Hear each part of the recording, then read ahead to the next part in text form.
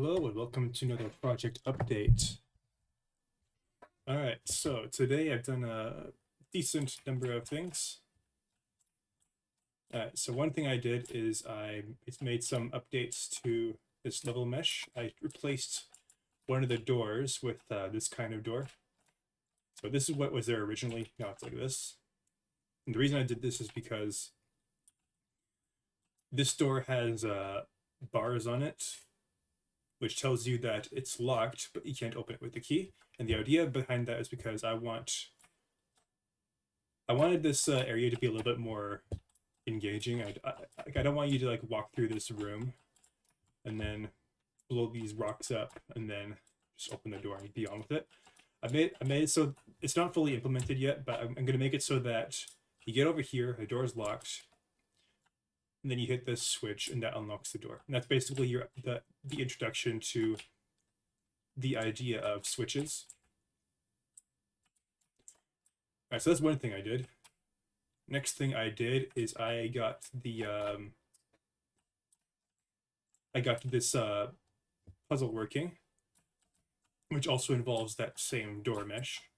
Alright, so if you defeat all the enemies in this room, this door will unlock, and you'll be able to move on to the next area.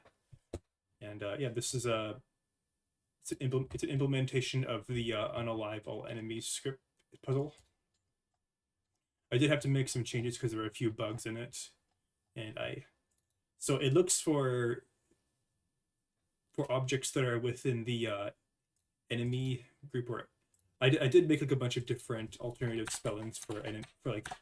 There's enemy, enemies, enemies with a capital E, enemy with a capital E. And the way that works is if there are 0 enemies within a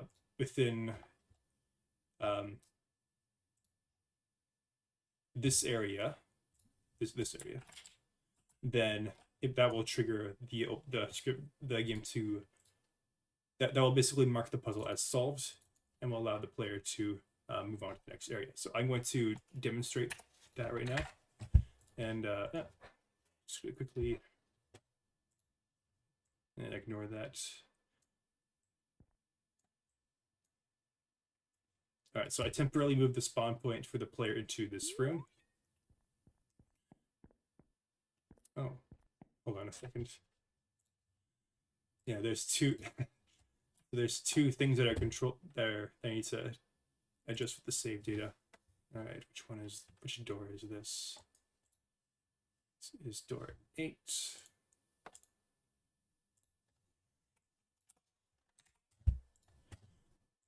I'm using JSON as a serialized file for save files temporarily, by the way. The plan is to switch to a different format when the game is ready, but for now, JSON allows me to make edits to. Okay, yeah, there we go. So the door is now locked. That was weird. A little camera issue there that I need to fix. All right, so if I just defeat this guy.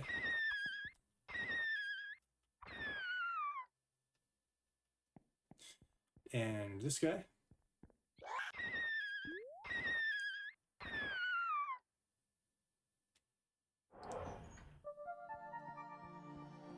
All right, so now the door is unlocked and I can enter it.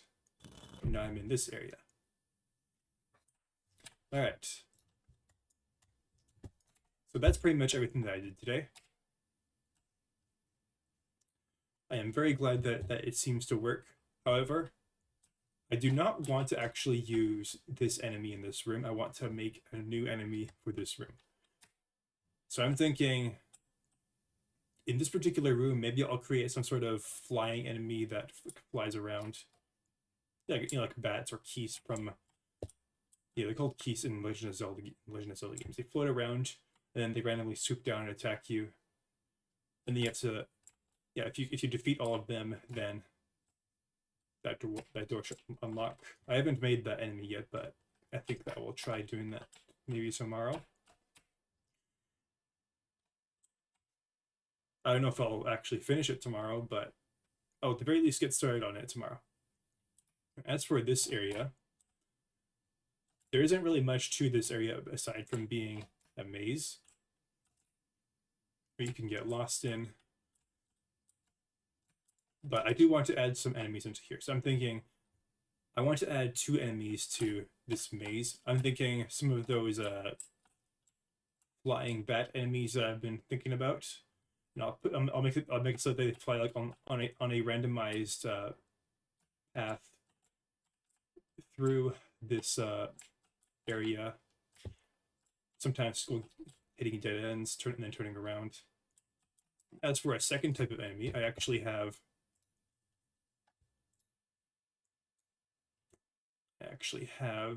a friend who created some concept art for, where is he?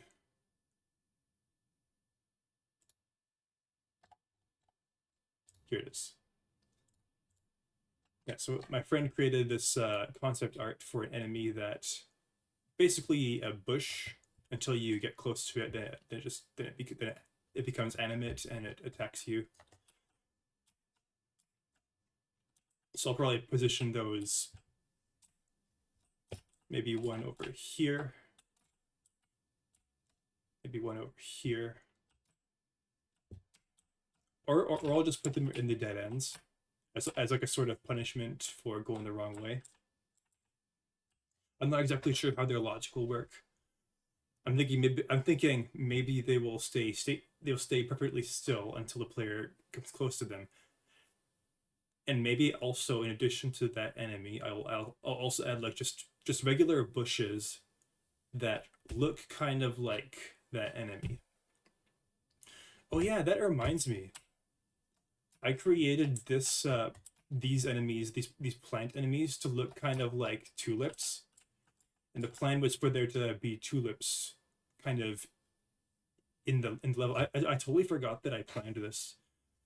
But yeah, the plan was for these guys to kind of blend in with these like the flowers in the level that I didn't make yet, and I think I'll probably revisit that idea and implement it. That's pretty much it for today. If that's I hope that was satisfying. Yeah, I'll see you next time. Bye bye.